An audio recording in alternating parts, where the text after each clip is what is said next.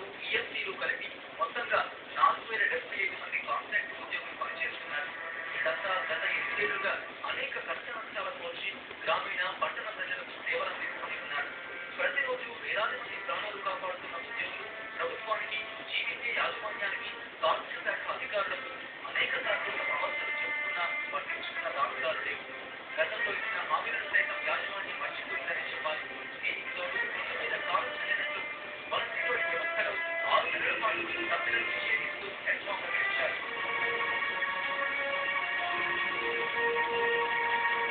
ప్రభుత్వ బాధ్యత జీవీకే కాలు చూపిస్తున్న తరుణంలో విధిలేని పరిస్థితుల్లో సిఐటియు ఆధ్వర్యంలో ఉద్యోగులు సమ్మెబాటు పట్టాల్సి వచ్చింది. సిబ్బంది అడుగుతున్నవి కూడా న్యాయమైన కోరికలే.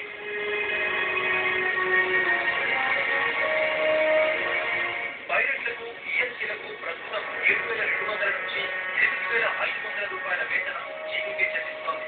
రోజుకు 260 రూపాయలు ఇస్తోంది. ప్రభుత్వం కాంట్రాక్ట్ ఉద్యోగులకు కనీస వేతనం నిర్ణయం చేస్తూ 2011లో జీవో నెంబర్ 3ను ప్రభుత్వమే విడుదల చేసింది. దీని ప్రకారం వలసలోని ఉద్యోగులకు నెలకు 15,000 కనీస వేతనం చెల్లించాలి. పెరుగుతున్న ధరల భారం, కరెంటు, రవాణా ఛార్జీల వల్ల వస్తున్న తక్కువ వేతనాలు సరిపోక కుటుంబాలు బజారుతున్నాయి.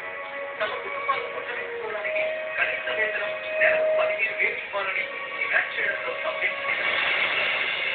కార్మికుల నుంచి కూడా వారి యొక్క ఆవేదన కూడా తెలియాలనే ఉద్దేశంతో వారు కూడా చూపించడం జరిగింది. వారు కూడా కొత్త స్పష్టంగా అక్కడ ఉన్నటువంటి సమస్య ఏంటో వివరించడం జరిగింది.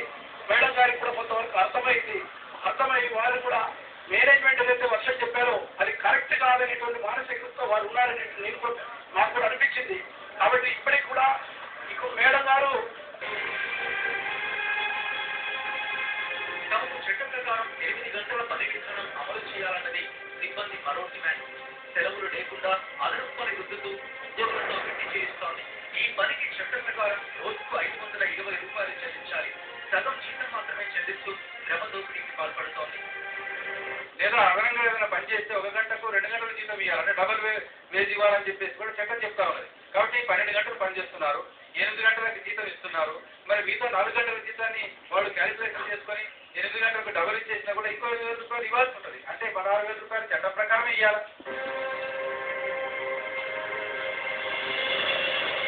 దీనికి తోడు ఇచ్చే అరకుల జీతంలో నుంచే పిఎఫ్, ఈఎస్ఐ మినహాయింపు జరుగుతోంది.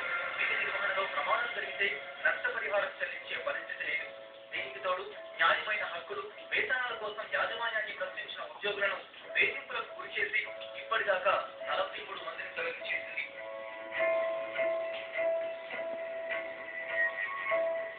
సమ్మెను పరిష్కరించి ప్రజలకు అత్యవసర వైద్య సేవలు అందేలా తక్షణం జోక్యం చేసుకోవాల్సిన ప్రభుత్వం చోద్యం చూస్తోంది. దీనికి తోడు ఉద్యోగుల వల్లే వైద్యం అందట్లేదని ప్రజల్లో ప్రచారం చేయడంతో పాటుగా చర్చలంటూనే మరోపక్క ప్రత్యామ్నాయ చర్యలంటూ సిబ్బందిని రెచ్చగొట్టడాన్ని ఏమనాలి? యాజమాన్యపు మొండి వైఖరికి ప్రభుత్వము మెతకతనం ఆశ్చర్యపోతున్నట్లవుతోందని సిబ్బంది వాపోతున్నారు.